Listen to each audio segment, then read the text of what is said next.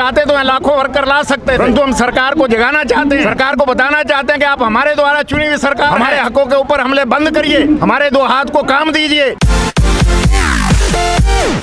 हमारे देश के बड़े 10 मजदूर संगठनों ने, जो किसानों ने आज का भारत बंद का कॉल दिया है 27 तारीख को, उसके समर्थन में हमने पूरे देश के अंदर जितने भी मजदूर हैं उनको आह्वान किया था कि वो उस जो कॉल है किसानों की भारत बंद की, उसका समर्थन करें। और उसी फैसले के मुताबिक आज दिल्ली में संसद मार्च का हमने फैसला किया था।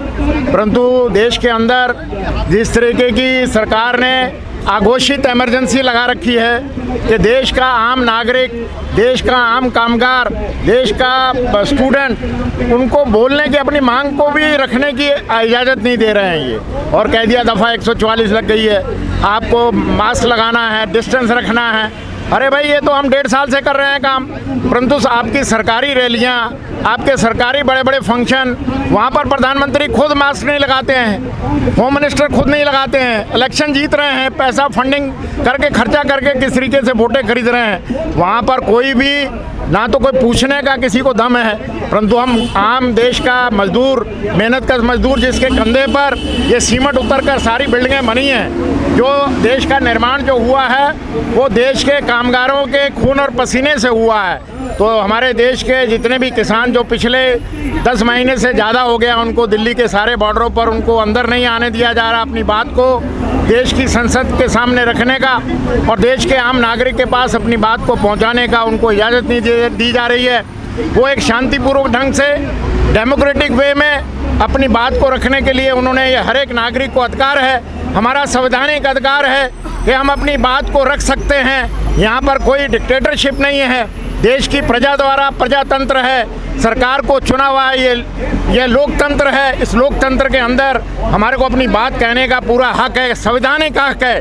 कानून बदल दें तो वो बात अलग है, परंतु हमारे को अपने देश में हर एक नागरिक को अपनी बात को रखने का अधिकार है। और हमारे देश के अंदर किसानों ने जो बारिश के अंदर, सर्दी के अंदर, गर्मी के अंदर बॉर्डरों के ऊपर किस तरीके से उनकी यातनाएं सह रहे हैं, और उनके ऊपर जो बिल, एंटी किसान बिल, जो एग्रीकल्चर के एंटी बिल जो लाए हैं, वो सिर्फ किसानों के खिलाफ नहीं है, वो देश के आम नागरिक के खिलाफ हैं। देश के अंदर महंगाई बहुत ज़्यादा बढ़ जाएगी।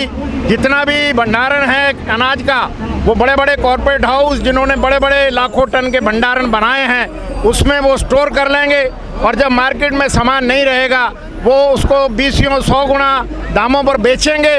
और उनको इस चीज़ की इजाज़त दे रखी है। किसानों की 10 एकड़ से नीचे का किसान, उनकी ज़मीनों के ऊपर बड़े बड़े कॉरपोरेट हाउस उनसे MOU करवा कर और उनके ऊपर वो उनकी ज़मीनों को कब्जा कर लेंगे। हमारा मेहनत कर किसान जो अपने बाल बच्चों का पेट पाल रहा है, आम देश के नागरिक के लिए अनाज पैदा करता है, वो अपनी ज़मीन में बंधुआ मजदूर बन जाएगा।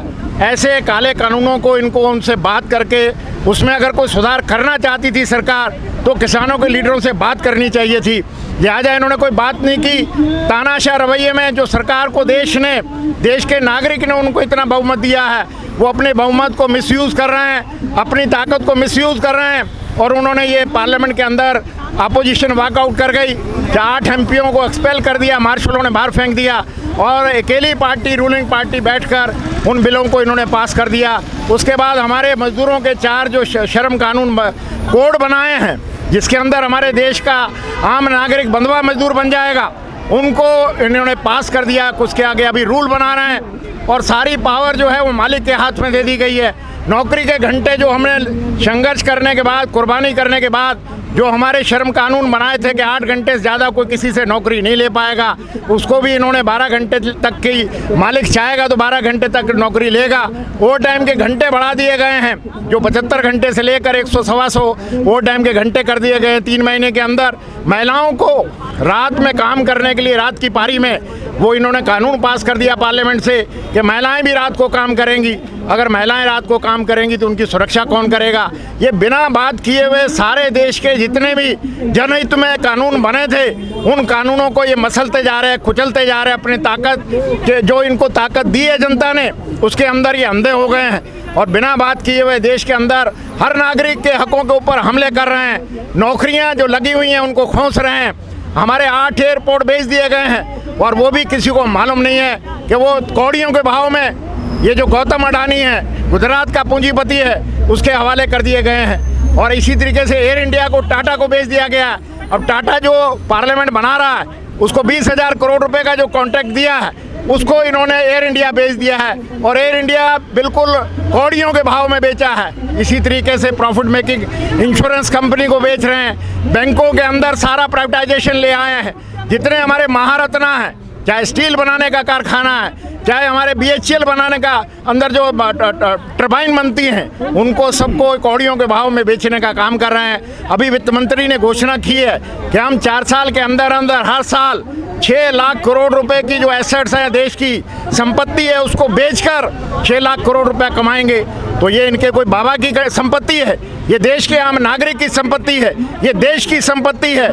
यहाँ पर देश के किसी भी नागरिक ने, किसी भी वोटर ने इनको ऐसा मैंडेट नहीं दिया कि हमारे 2 हाथ के हाथों से नौकरी खोस लें, हमारे को बंधुआ मजदूर बनाने का काम करें, 12 घंटे नौकरी हमारे से लेने का काम करें और हमारे मजदूर के पास बोलने का भी अधिकार ना रहे। और हमारे देश के जितने प्रॉफिट मेकिंग इंडस्ट्रीज हैं उनको कौड़ियों के भाव में अपने चंद चुनिंदा पूंजीपतियों के हवाले कर दिया जाए, ताकि वो पैसा उनसे लेकर इलेक्शन जीतने का, वोट को ज़बरदस्ती खरीदने का काम करें। इस तरीके का तानाशाह रवैया हमारे देश में जो चल रहा है, तो हमने ये फैसला किया था कि आज पूरे हिंदुस्तान में जहाँ जहाँ पर मजदूर है वहाँ पर प्रदर्शन हो रहे हैं, सारे देश में रैलियाँ निकल रही हैं किसानों के हित के अंदर। अब ये पहली दफ़ा देश की आज़ादी के बाद किसान और मजदूरों का एका बना है। आने वाले समय में इसको और मजबूत किया जाएगा और आने वाले समय में हम देश के 10 मजदूर संगठन अभी दिल्ली के अंदर अगले महीने में एक राष्ट्रीय सम्मेलन करेंगे।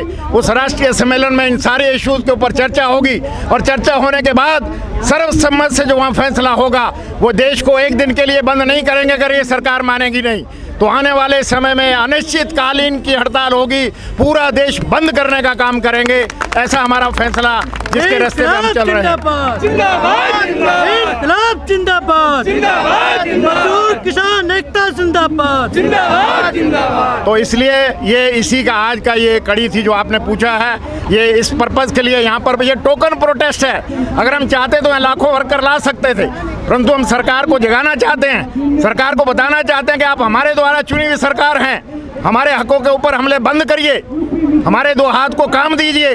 हमारे पेट के अंदर अनाज जो मार्केट के अंदर आज सरसों खाने वाला भी मजदूर 250 रुपए की बोतल हो गई 1 किलो लीटर की सरसों के तेल की। महंगाई कहाँ जा रही है, दूध कहाँ पे पहुँच गया है, आटा कहाँ पहुँच गया है। ये हम देश के नागरिक को उनको उनकी सुविधाएं देना, मिनिमम गारंटेड उनको कॉन्स्टिट्यूशनल ऑब्लिगेशन पूरे करने, ये चुनी हुई सरकार का काम है। अपनी मैनिफेस्टो को पूरा करें, अन्यथा ये सरकार ये जिन्होंने चुनी है हमारी देश के नागरिक ने, ये इनको उखाड़ के भी बाहर फेंकेगी। ऐसा समय आएगा आपके सामने।